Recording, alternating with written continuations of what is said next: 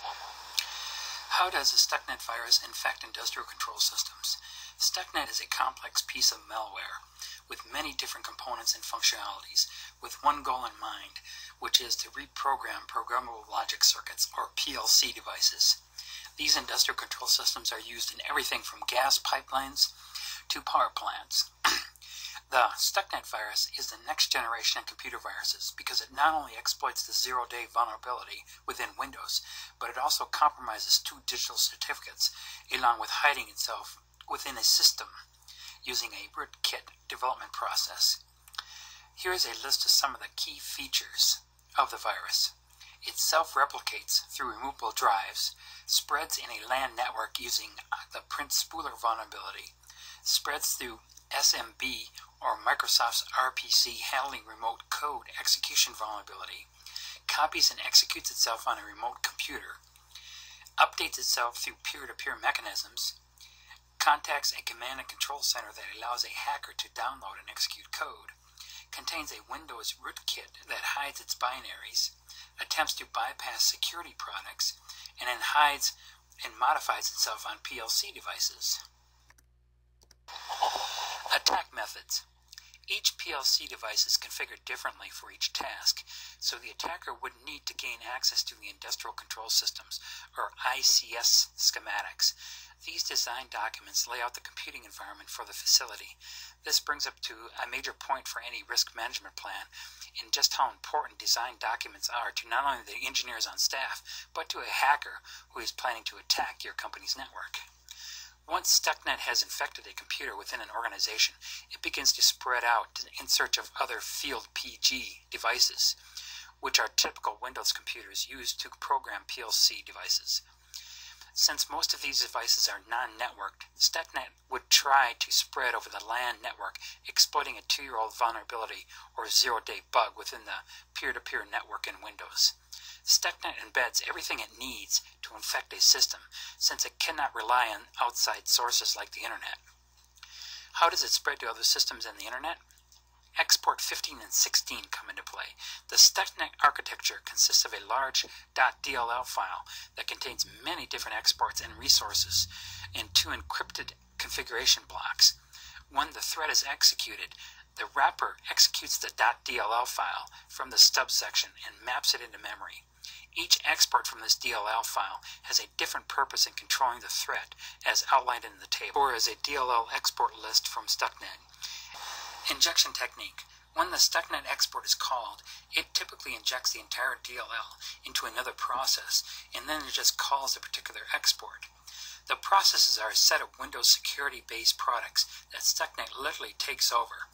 Now, I've seen a lot of different virus programs, but Stuxnet is the first one that goes after the virus-specific program like Symantec. Here's an example of some of the products it looks for. It looks for the McAfee product, the antiviral product, the F-Secure product, and Symantec, to name a few. Here's a flowchart of how Stuxnet infects a system when export 15 is activated. What it does, it first checks for the CFG file. It checks what type of system it is, if it's a 64-bit system. Then it checks the OS, and then it checks for admin rights, because Stuxnet wants the highest admin rights it can get. Here's a full list of Windows versions that Stuxnet checks for before exporting. What makes this virus so dangerous and unique? The use of previously unknown security holes, known in the trade as zero-day vulnerabilities, is not that unusual for a virus to take advantage of. But the Stuxnet exploits 4 entirely different ones in order to worm its way into a system. This is very unique for a virus. Normally, anyone who discovers a zero-day vulnerability can sell it on the open market for real money. So whomever created this Stuxnet virus was willing to pay handsomely to hackers or hackers who found the exploit. Furthermore, it would take a team of experts on different platforms and systems to take advantage of these bugs once they acquired them. So this leads one and a lot of experts to think that it was an organized team backed by government money. The main process flowchart of Stuxnet to infect all Step 7 projects. Infection routine flow. First it checks the CFG, Then it checks the registry key for the date that I'll talk about later. And if the date is less than 6/24/2012, it checks for the OS, or what type of OS is running, either XP or Vista or higher like Windows 7. It creates a global Munex file, then creates a PNF and CFG files. Then it also checks again the date and sees if it's less than 6/24/2012. What is Step 7? Step 7 is a single software framework for all your automated tasks within the Siemens software package running the WinCC application. It's how you program a PLC device. It provides the engineering software framework that makes it easy for you to configure devices and networks through straightforward workflows and initiate user interfaces. Digital certificates. The Stuxnet virus uses 2 stolen digital certificates to spoof its identity over the internet. This is a grave risk for risk managers because everyone is starting to use these certificates, from the banking industry to e-commerce transactions over the internet. One of the digital certificates that Stuxnet virus used was from RealTrack.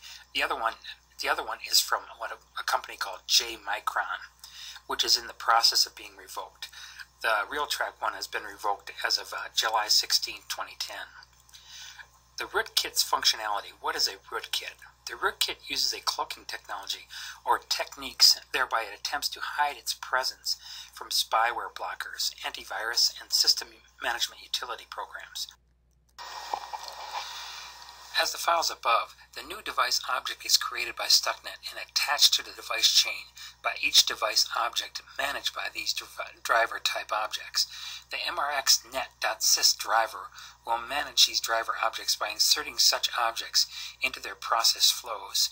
Stuxnet is able to intercept the IRP requests, for example, the read-write of devices like the VTFS, the FAT, and the CD-ROM devices. Using the Macomber Cube methodology. The Macomber Cube methodology requires a security practitioner to decompose the elements of the IT system into 3 primary information states: transmission, storage, and processing. The Stuxnet virus clearly goes through each of these states, in which it first transmits and then exports its code into other systems. Macomber Cube continued. Transmission vulnerabilities. Number 1. It infects computers via a removable USB drive when the auto run is disabled, via a previously undiscovered shortcut, which is the I and K files vulnerability. Number 2. For versions of Stuxnet created prior to 2010, it spread via a removable USB drive using an auto run based exploit rather than the I and K file exploit. Number 3. It spread over local area networks to computers with network shares by enumerating all user accounts of the computer and the domain. It then tries all available network resources in order to copy itself and execute on a remote share. Macomber Cube continued. Storage. Furthermore, it also takes advantages of 2 other Windows vulnerabilities that allow escalation of privileges, upgrading its account privileges to administrator. It uses a special method of loading software designed to bypass behavioral blocking and host intrusion detection systems, thus hiding itself in storage till the right processes are activated. Macomber Cube continued. Processing.